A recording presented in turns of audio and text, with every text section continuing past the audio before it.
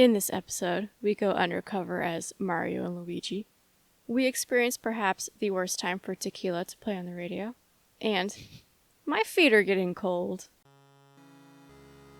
Thank you for coming back from our replay reviews. My name is Leah. And my name is Kathy. We are two friends who are here to replay, review, and analyze your favorite video games. And since Kathy has never seen the games before, it helps me view them through her fresh eyes, almost like I'm discovering them again for the first time. We hope it'll be a similar experience for you.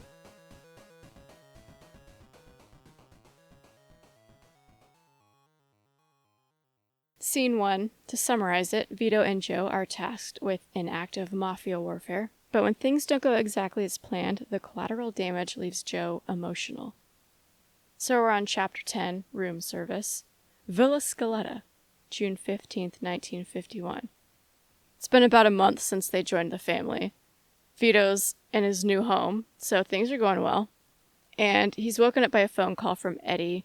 He can't tell Vito what's going on over the phone, but tells him to get over to Joe's. Vito arrives to see two men outside Joe's door. One is Marty, who we met. And while chatting with him, Vito is called in by Joe. They're waiting for you. They is Falcone, Eddie, and Joe. Falcone is happy with Vito for handling Luca and giving them proof that Clemente attacked them. He says that this means war, and they're planning to get rid of him and his top guys at a meeting that they're holding at the Empire Arms Hotel. What Joe does is bring a freaking bomb and slam it onto the table. Who does that? Nobody's sane. His bright idea is to plant this bomb in the meeting room. Turns out Marty is their getaway driver. Vito's not too happy about it. Marty is not allowed in the room to partake in this conversation about strategy, yet immediately Joe's like, yeah, he's not part of the family, but we still need him to do the family's work. And I just, that doesn't sit well with me. And then there's a whole other side of the conversation about, hey, he might be too young to be doing this stuff. And Joe's like, no, he's not. How young were you when you did this? Wasn't Joe the one who brought Vito into doing all these crimes, and now Joe's doing the same thing to Marty? It's the same and it's different because I think they met in school, Joe and Vito, so he's not that much older than Vito. If he is older, I think he looks older, but apparently he's not. So I think that's a little different. That's like two young people doing stupid things together, but this is like an older person who knows the life, bringing a younger person into it. I don't understand their dynamics. But at the hotel, they get into disguise, which includes cleaning uniforms and fake mustaches. They leave Marty in the car and then clean their way up to the 18th floor. While doing so, they see Henry walk by and say, I hope he don't come back before we do our thing. Reactions? We haven't seen Henry in a hot minute. Yeah. I'm curious what his relationship is with all three of them at this point. You know, he's kind of two-timing both families, yet they're okay with not ratting him out or going to him for help when they know he could have been an in. I'm confused with that relationship. Yes, and it seems like there's a lot of crossover between the families in this city. That's something we keep seeing. Well, hopefully he doesn't come back before the bomb goes off. And speaking of, they plant it under the conference room table and then make their way to the roof. Joe complains after 2 sets of stairs. Joe. Vito keeps saying that, oh, Joe, like, when are you this smart? And it's just a 180 change. I mean, it's not like he was dumb before, but all of a sudden he's smart and Vito's praising him. It seems like he just wasn't thinking before, and now he's thinking. So I don't necessarily know if Vito's saying smart is the correct phrase, but he's at least using the brain he has. When they're at the top of the stairs trying to enter the roof, there's 2 guys, and Vito wants to just shoot them. Since when was he the hothead? And then Joe kind of pushes his hand away, and he even at one point said that, oh, there's Clemente, let's just shoot him and it'll be done. Let's not do the whole bomb idea. But yeah, Joe's like, no, you're going to get shot and we're both going to die. Why are they all of a sudden so out of character between the two of them? It seems like they switched. It almost makes me think that Joe needs this to go really well for some reason that we don't know about. Because they're already in the family, so I don't know what he'd be benefiting from this other than money. I do get a sense that Joe feels threatened by Vito. I don't know what exactly it is, and there's not enough evidence of it, but just the way Joe's coming off right now, I feel like he's threatened, or he wants to demonstrate that he's just as good as Vito. They get in a shootout on the roof, and after that, they take the window washing platform down, I guess to plant a detonator? Vito is a bit nervous about being too close to the bomb, but Joe assures him they'll be fine. He says, use the squeegee to stay in character, which is a line I don't think I've ever heard before. Oh, Kathy. What happens next? Yeah. I don't even know how to describe.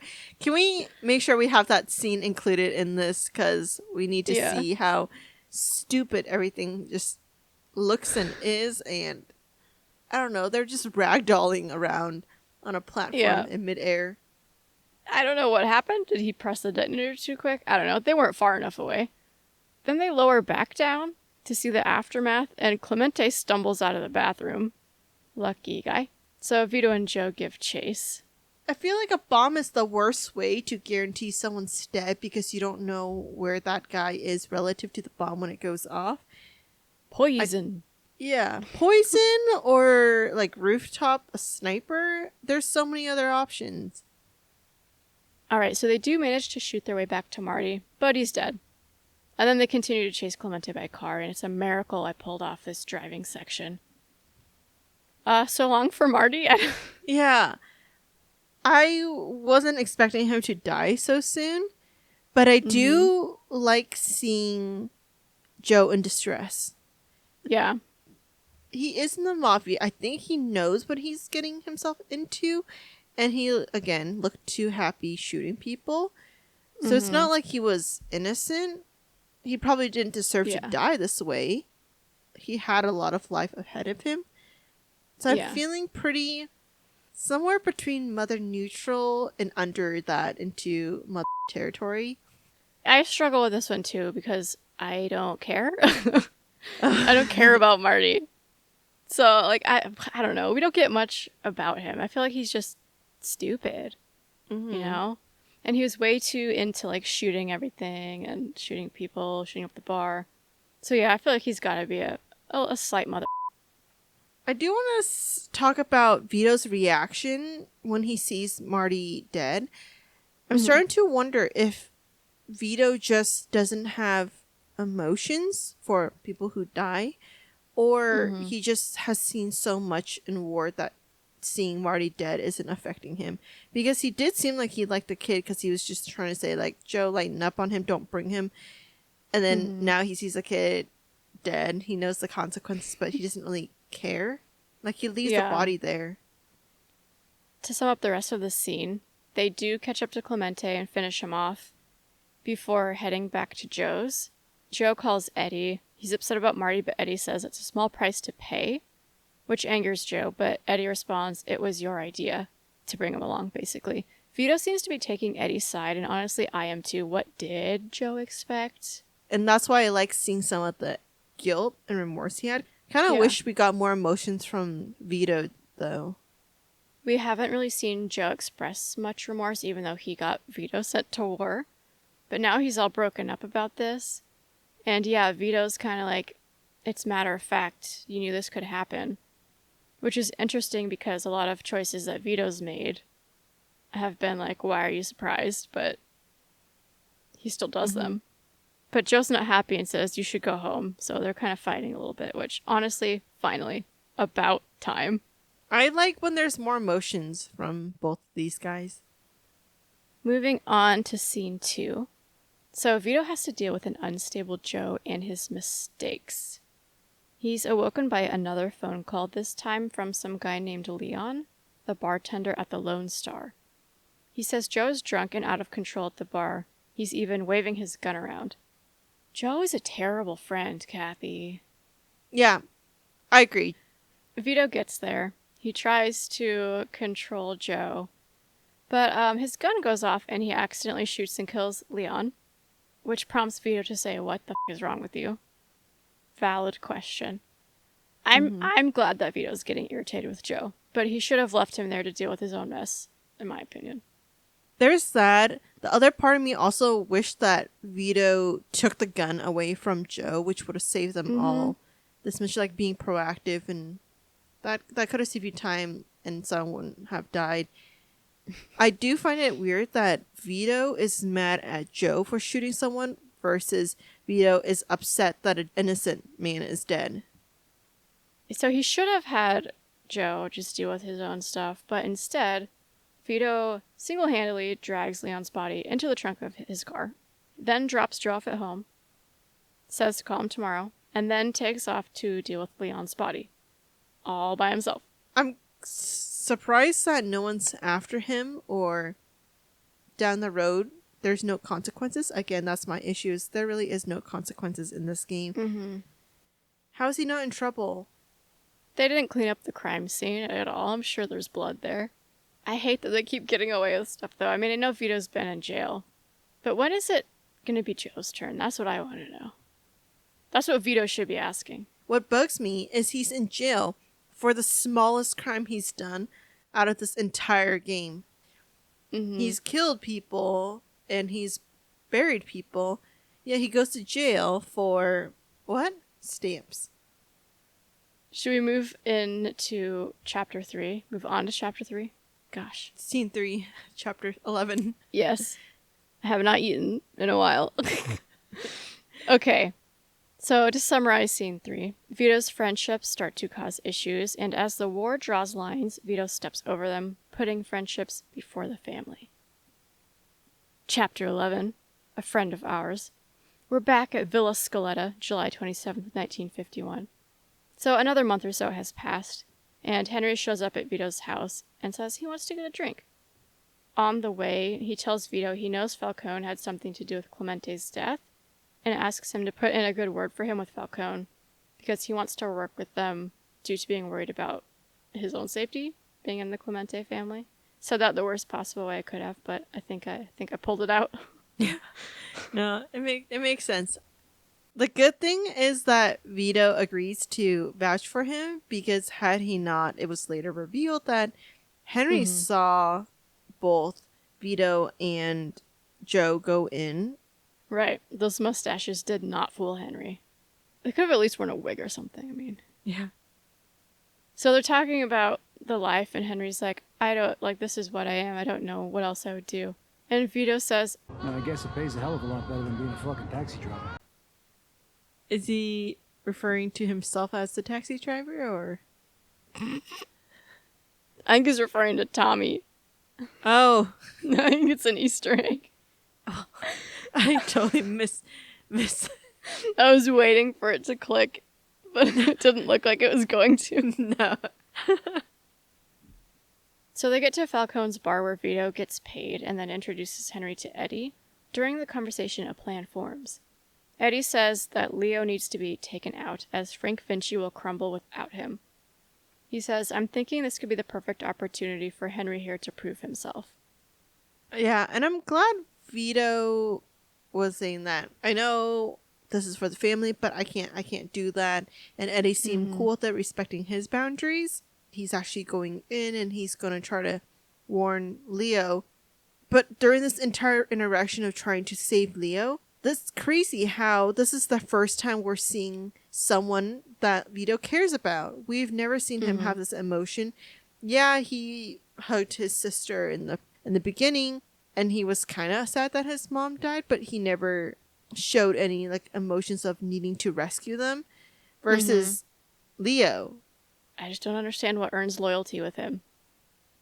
But yeah, he does burst into Leo's house. I guess it was unlocked, and frantically tries to warn him, but Leo just says, come on up for a drink. My feet are getting cold.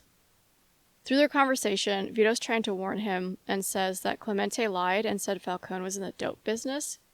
But Leo says he was in the dope business, and Falcone got rid of Clemente when he tried to muscle into his business. So he killed him. And now he wants the rest of us dead, he says. Just kill everyone. Problem solved. Then Leo says, why don't we just get rid of whoever Carlos sent to whack me? And this is when he learns that Vito's friend is the one who's supposed to kill him. I love his line, though. You hired your friend to whack me?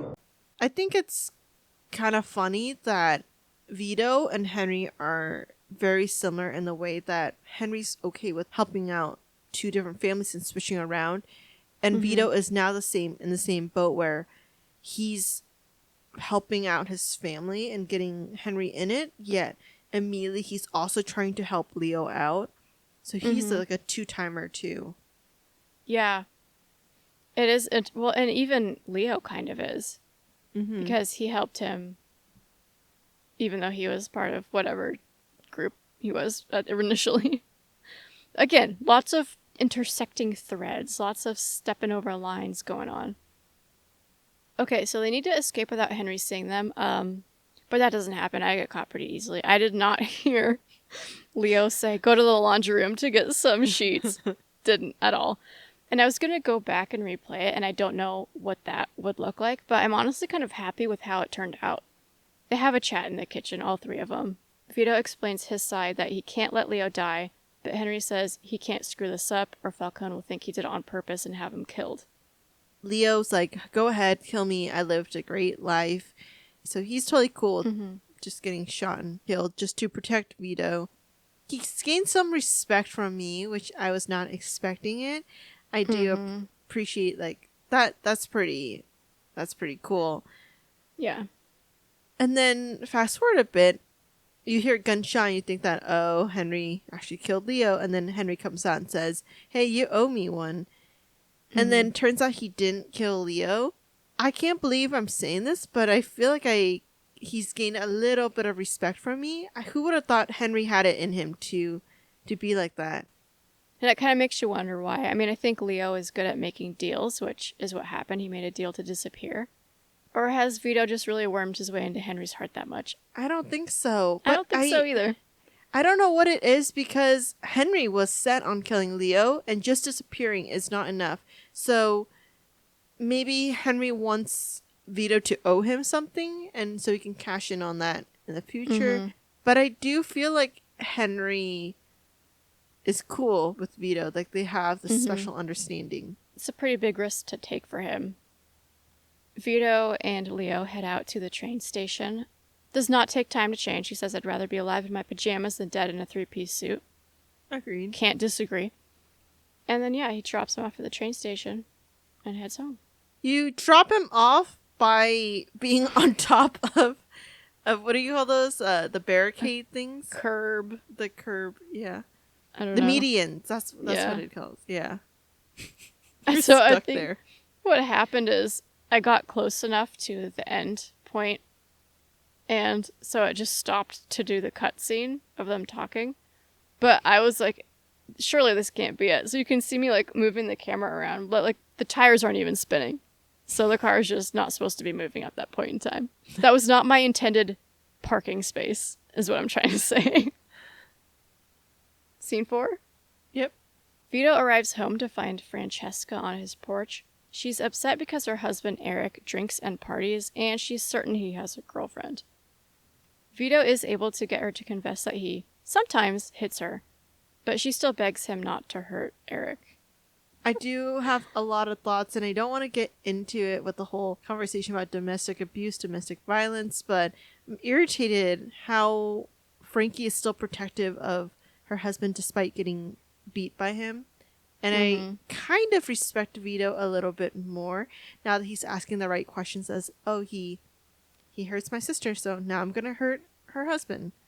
He does find him, beat him up, give him a stern threat. That was so satisfying. I kind of wish he killed him, though.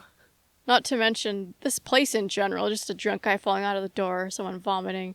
Things are happening here. And it makes me so glad that I'm a boring person because that just looks disgusting to me. So Vito heads home to find his phone ringing. It's Francesca, and she's a bit irritated that he hurt Eric, but gets more upset when Vito threatens to kill him if he hurts her again. She says, I don't know you anymore. You stay away from us. Is she scared of him? Is that where this is coming from? No, I think it's... Well, it's so hard to justify because she's fine with her husband hitting someone, which is her, but she's not okay with her brother hitting someone.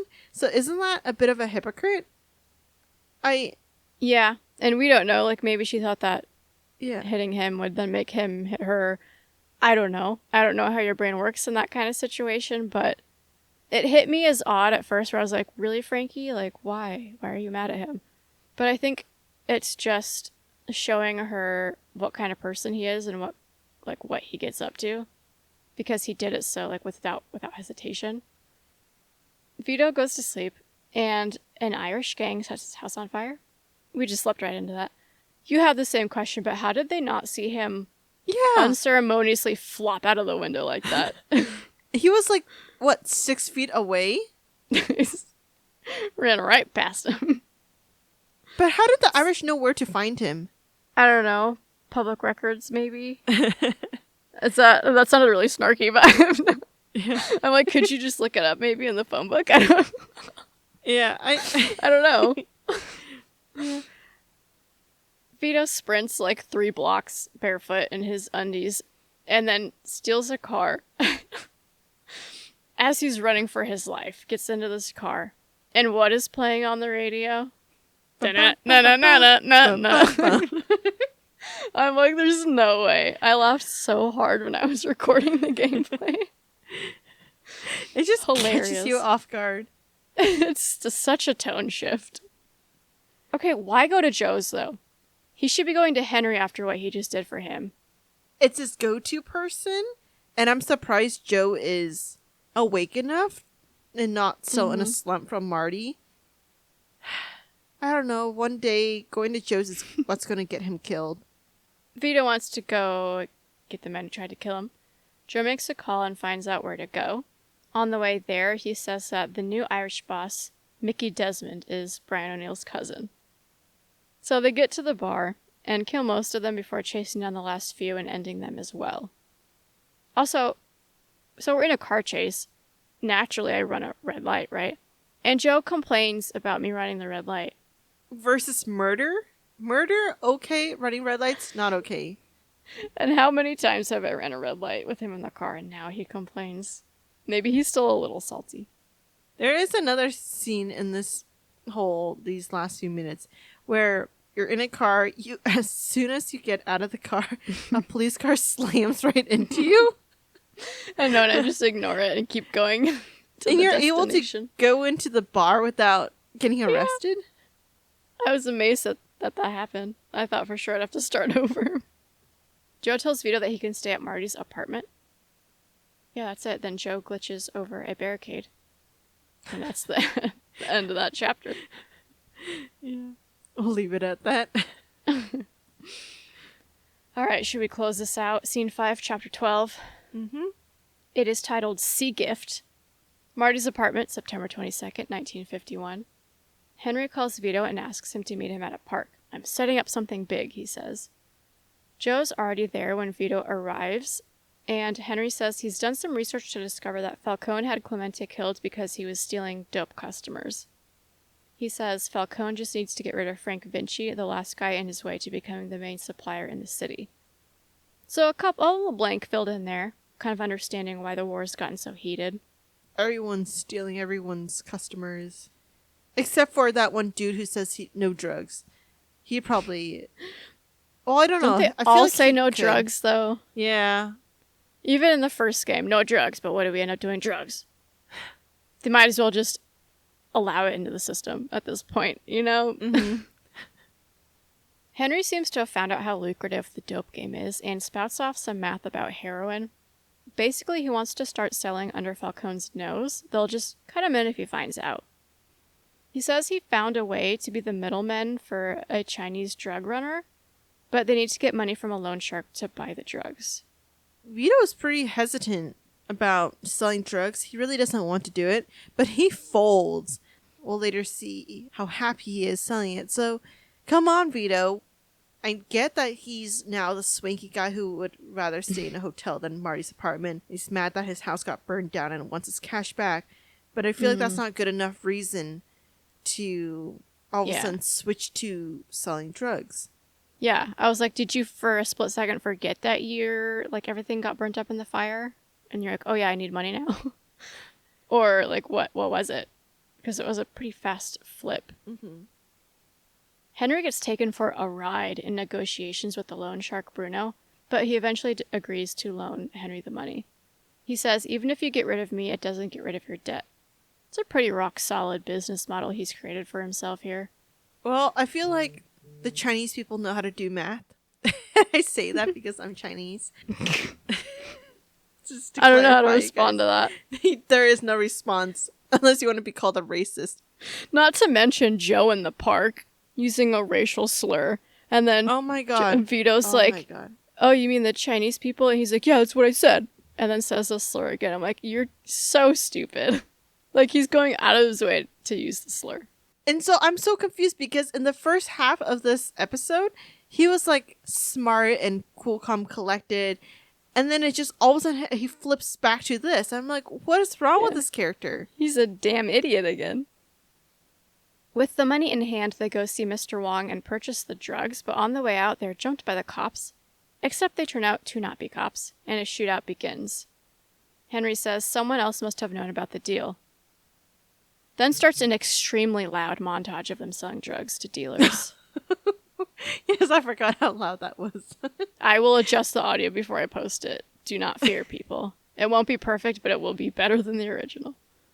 That whole montage is driving me nuts. So we get one before when as soon as they join the mafia, and there's this whole two boys frolicking through the city and beating people up, and now we get three boys selling drugs with an end scene that's super corny where the three of them are just walking down the streets in their suits. And isn't this all supposed to be taking place in one day? Because Joe's like, Vito, it's 20 grand in one day. And they're like, two of them are passed out in the car. Like, you're acting like this is a month here. I had like questions because I don't know if this is just a one-time thing or if they have been doing it for a full month, because there's too many cutscenes within this montage for it to be just one afternoon. I know, because I thought it was just one afternoon, but yeah, that's like way too much. So, anything else from you? No. That's it for me too. We'll finish out the gameplay next week, and then we'll do the summary after that. Sounds good. Audacity on 1, 3, 2, 1. Thank you for listening, and don't forget to send in any questions, comments, or game suggestions. You can find all our contact info on our website, replayreviewspod.com, or contact us directly through our site. Did we completely miss something? Are we way off the mark? Or you just want us to take a deeper look at anything from the game? We'll tackle any topics you all want to hear in our season wrap-up episode. We also have a Reddit where we discuss anything we're curious about. Go take a look and let us know what you're thinking. Our theme music is Condemned by Eggy Toast. They'll play you out, and we'll be back next week.